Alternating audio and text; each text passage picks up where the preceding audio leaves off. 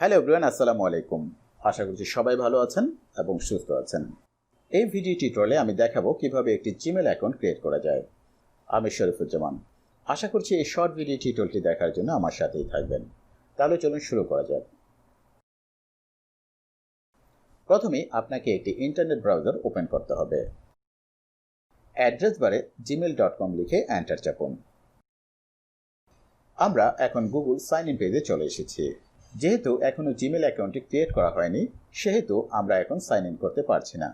Gmail অ্যাকাউন্টটি create করার জন্য আপনাকে ক্রিয়েট অ্যান অ্যাকাউন্টে ক্লিক করতে হবে। এখান থেকে ফর মাই সেলফ সিলেক্ট করুন। এই ফর্মটি আপনার কিছু ব্যক্তিগত ইনফরমেশন দিয়ে ফিল আপ করতে হবে, যা আপনাকে আপনার জিমেল অ্যাকাউন্টটি ক্রিয়েট করতে সহায়তা করবে। চলুন শুরু করা যাক। লেফট সাইড বক্সে আপনার নামের প্রথম অংশটি টাইপ করুন এবং রাইট সাইড বক্সে আপনার নামের শেষের অংশটি টাইপ করুন। এই বক্সে আপনার জিমেল অ্যাকাউন্টের ইউজার নেমটি লিখুন। আপনাকে ইউজার নেমটি @gmail.com এর আগে লিখতে হবে। এই ইউজার নেমটি হবে একটি ইউনিক জিমেল অ্যাড্রেস। আপনি যদি এমন একটি ইউজার নেম লিখেন যা ইতিমধ্যে কোনো ব্যক্তি নিয়ে নিয়েছে, তাহলে গুগল তা চেক করে একটি রেড মার্ক অ্যালার্ট মেসেজ দিবে এবং আপনাকে জানাবে কোনো ব্যক্তি ইতিমধ্যে এই ইউজার নেমটি নিয়ে নিয়েছে। ধরুন, যদি আমি লিখি আরিয়ান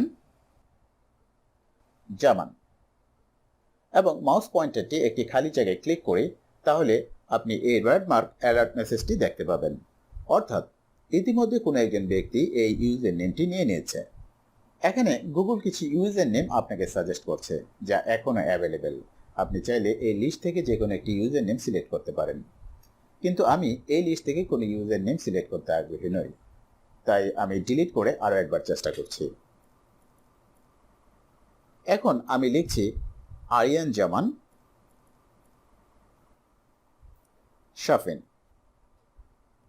এবং আবার মাউস পয়েন্টারটি একটি খালি জায়গায় ক্লিক করছি। এখন আমি কোনো রেড মার্ক অ্যালার্ট মেসেজ পাচ্ছি না, অর্থাৎ এই ইউজার নেমটি ইউনিক এবং ইতিপূর্বে এটি কেউ নেয়নি।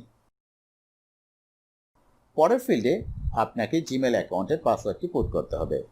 পাসওয়ার্ডটি শক্তিশালী করার জন্য কমপক্ষে 8টি ক্যারেক্টার পুট করুন, যার মধ্যে আপনি লেটার্স, নাম্বারস এবং সিম্বল ব্যবহার করতে পারেন।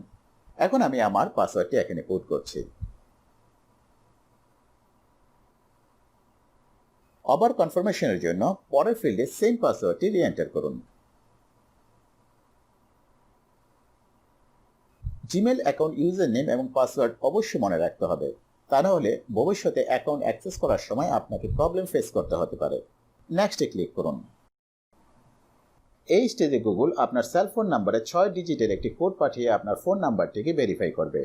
এখন যে সেলফোন নাম্বারটি আপনার নিজের, অর্থাৎ যে নাম্বারটি সবসময় নিজের কাছে থাকে, সেই সেল নাম্বারটি এখানে পোর্ট করে দিন।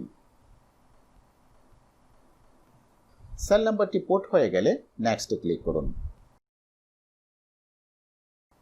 অল্প কিছুক্ষণের মধ্যে আপনার সেলফোনে একটি 6 ডিজিটের কোড চলে আসবে। কোড নাম্বারটি এই ফিল্ডে পোর্ট করে ভেরিফাইয়ে ক্লিক করুন।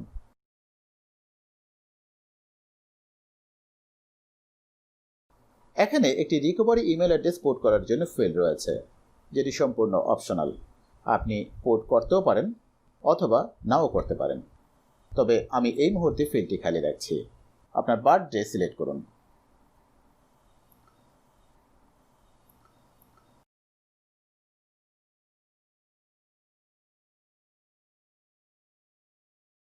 আপনার জেন্ডার সিলেক্ট করুন। নেক্সটে ক্লিক করুন। গুগলে অনেক ধরনের সার্ভিস রয়েছে। আপনার ফোন নাম্বারটি সেই সার্ভিসগুলোর ক্ষেত্রে ব্যবহার করা যাবে কিনা সেই বিষয়ে গুগল একটি কনফার্মেশন নিচ্ছে। ফর এক্সাম্পল, গুগল অনেক সময় আপনার সেলফোনে ভিডিও কল অথবা মেসেজ পাঠাতে পারে। সেক্ষেত্রে আপনার যদি কোনো আপত্তি থাকে তাহলে স্কিপে ক্লিক করুন, আর যদি কোনো আপত্তি না থাকে তাহলে ইয়েস আই এম ইনে ক্লিক করুন। তবে আমি রিকমেন্ড করবো অপশনটিকে স্কিপ না করে অ্যাকসেপ্ট করার জন্য, কারণ আপনার অ্যাকাউন্টটি সিকিউর রাখার জন্য গুগল অনেক সময় আপনার সেলফোন নাম্বারে মেসেজ অথবা কোড পাঠাতে পারে। এখন সবশেষ কাজ হচ্ছে গুগলের যে প্রাইভেসি অ্যান্ড টার্মস রয়েছে সেটিকে অ্যাকসেপ্ট করা। স্ক্রলিং করে কিছুটা নিচের দিকে আসুন এবং আই এগ্রিতে ক্লিক করুন।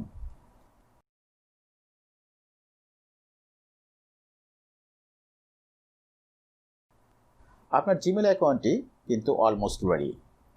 এখানে যে বক্সটি দেখতে পাচ্ছেন সেখানে গিয়ে যদি আপনি সেভে ক্লিক করেন তাহলে জিমেল অ্যাকাউন্ট লগ ইন করার জন্য এই কম্পিউটারে বারবার পাসওয়ার্ড পুট করতে হবে না।